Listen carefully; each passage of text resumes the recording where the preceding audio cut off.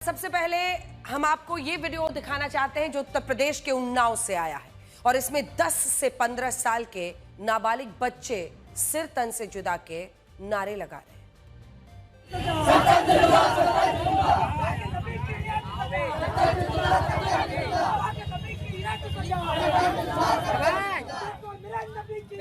बच्चा बच्चा है कुर्बान।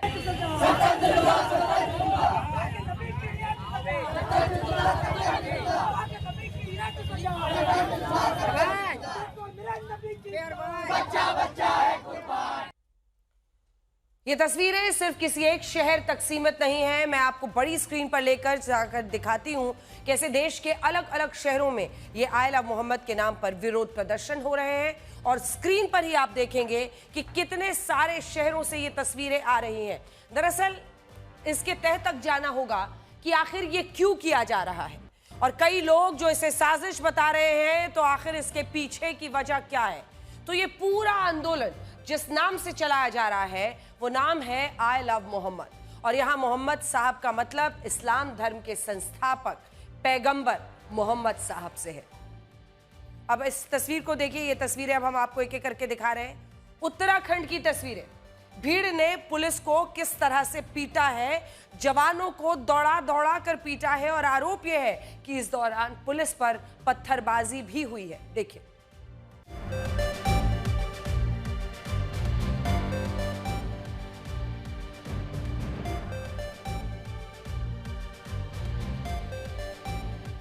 इस वक्त देश के कई शहरों में आई लव मोहम्मद के नाम से जुलूस निकाले जा रहे हैं और कई मुस्लिम बहुल इलाकों में तो लोगों ने अपने घरों के बाहर आई लव मोहम्मद नाम के पोस्टर्स लगा दिए हैं। आखिर इसकी वजह क्या है? देखिए ये बरेली की तस्वीरें भी आप देखिए। यहां तस्वीरों में आप देख सकते हैं बरेली में जहां पर ये पोस्टर्स लेकर लोग सड़कों पर निकले हैं, घरों के बाहर ये पोस्टर लगा रहे हैं। तो आखिर इसका मतलब क्या समझा जाए, ये क्यों करने की ऐसी नौबत आई है? आई लव मोहम्मद के पोस्टर्स लेकर नारेबाजी भी हो रही है और ये पोस्टर्स लोग अपने घरों के बाहर ऐसे जो इलाके हैं उनमें टांग रहे हैं। ये तस्वीरें क्या कह रही हैं? इसके अलावा महाराष्ट्र के नागपुर में जहां आज एक जुलूस निकाला गया, इसमें भी आप देख सकते हैं कि लोगों के पास ऐसे ही पोस्टर्स थे जिन पर आई लव मोहम्मद लिखा हुआ था। जहां जहां बच्चे हैं, एक बार ध्यान रखिए, जहां जहां बच्चे हैं वहां वहां पर हम उसको मोज़ेक करके दिखा रहे हैं क्योंकि नाबालिग बच्चों को ऐसे प्रोटेस्ट में शामिल किया गया है, लेकिन हम टीवी पर उनका चेहरा नहीं दिखाएंगे। देखिए ये पहले ये रिपोर्ट देखिए, वहां की तस्वीरें देखिए। हमारे नबी की क्या पहचान, हमारे नबी की क्या पहचान।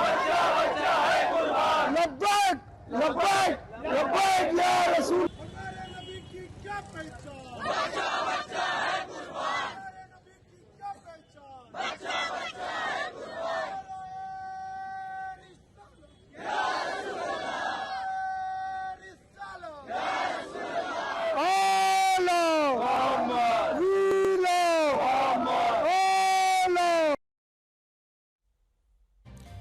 अब बड़ा सवाल यह है कि आखिर देश के अलग अलग शहरों में आई लव मोहम्मद के नाम से ये विरोध प्रदर्शन क्यों हो रहे हैं और इसमें छोटे छोटे नाबालिग बच्चों को शामिल करने का आखिर क्या मतलब है?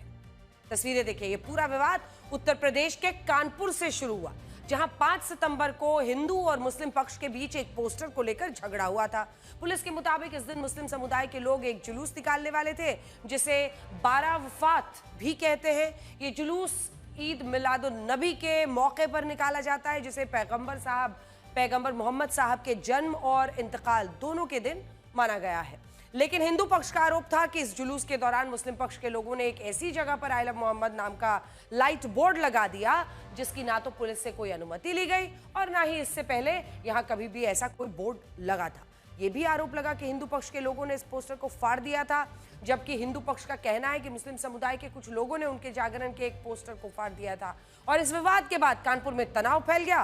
पुलिस ने इस मामले को शांत कराने के लिए दोनों पक्षों के बीच समझौता करा भी दिया था, लेकिन बाद में यह विवाद तब और बढ़ गया जब इस घटना के 4 दिन बाद 9 सितंबर को कानपुर पुलिस ने इस मामले में एक एफआईआर दर्ज की और 9 नामजद और 15 अज्ञात लोगों को इसमें नामजद, माफ कीजिएगा, इसमें उनको आरोपी बनाया गया और इसी के बाद पूरे देश में यह खबर फैल गई कि मुस्लिम पक्ष ने आई लव मोहम्मद का पोस्टर लगाया तो योगी सरकार में उन पर मुकदमा दर्ज हो गया। अब समझिए, पोस्टर लगाया इसलिए मुकदमा दर्ज हो गया या बैनर पोस्टर फाड़े एक दूसरे के इसलिए मुकदमा दर्ज हुआ। बहरहाल जो भी बात थी उसके बाद से यह खबर पूरी तरह से फैल गई कि योगी सरकार में चूंकि आई लव मोहम्मद का पोस्टर बैनर लगा दिया इसलिए एफआईआर दर्ज हो गई। और उसी के बाद से कानपुर की घटना के समर्थन में मुस्लिम समुदाय के लोग ये जुलूस निकाल रहे हैं और ये कह रहे हैं कि अब आई लव मोहम्मद का पोस्टर पूरे देश में लहराएगा। हालांकि हम आपको बताना चाहते हैं कि इस मामले में सोशल मीडिया पर झूठ फैलाकर मुस्लिम पक्ष को गुमराह करने की कोशिश हो रही है, भड़काने की कोशिश हो रही है। मैं आपको दिखाती हूं, कानपुर पुलिस ने बताया है इस मामले में कि आई लव मोहम्मद के पोस्टर पर कोई एफआईआर दर्ज नहीं की गई है। एक बार फिर से सुनिए, आई लव मोहम्मद का पोस्टर कानपुर में लगाने पर कोई एफआईआर दर्ज नहीं की गई है। ये जानना बहुत जरूरी है क्योंकि यही बात भड़काई जा रही है, जिसमें साफ साफ है पुलिस कमिश्नरेट कानपुर नगर का वो उल्लेख ये है कि आई लव मोहम्मद के लिखने या बैनर लगाने पर कोई एफआईआर दर्ज नहीं की गई है, बल्कि परंपरागत स्थान से अलग हटकर नए स्थान पर बैनर लगाने तथा जुलूस निकालने के दौरान इस पक्ष के द्वारा दूसरे पक्ष का बैनर फाड़ने पर हुई है। इस मामले को समझिए, ये पोस्टर जितने भी लोगों को धर्म के नाम पर भड़काया जा रहा है वो सभी लोग ध्यान से सुने। ये एफआईआर जो कानपुर में दर्ज की गई है, ये पोस्टर या आई लव मोहम्मद लिखने के नाम पर की ही नहीं गई है। ये की गई है गलत जगह पर जहां की अनुमति नहीं थी वहां पर लगाने के लिए और दूसरे पक्ष के पोस्टर्स फाड़ने के लिए ये एफआईआर दर्ज की गई है। अनुरोध है कि इस संबंध में कोई भ्रांति ना फैलाई जाए। तो पुलिस कमिश्नरेट कानपुर नगर जो है वो इस पूरे मामले में लगातार ये कोशिश कर रही है कि लोगों के बीच में जो भी इसको लेकर गलत बातें या भ्रम फैलाई जा रही है उनको रोका जाए। कानपुर पुलिस के इस जवाब के बाद आप समझ सकते हैं कि कुछ लोग सोशल मीडिया पर इस घटना को लेकर गुमराह कर रहे हैं, उनकी मंशा क्या है। देश भर के मुसलमान ये मान ले कि कानपुर में आई लव मोहम्मद नाम के इस पोस्टर को लगाने पर मुसलमानों को जेल में डाला जा रहा है, जबकि पुलिस कह रही है कि ये सच नहीं है। कुछ लोग इनमें से गलत काम करते हुए पकड़े गए, यानी जहां पर अनुमति नहीं थी वहां पर जाकर इसे लगाया और दूसरे पक्ष के पोस्टर्स को फाड़ा।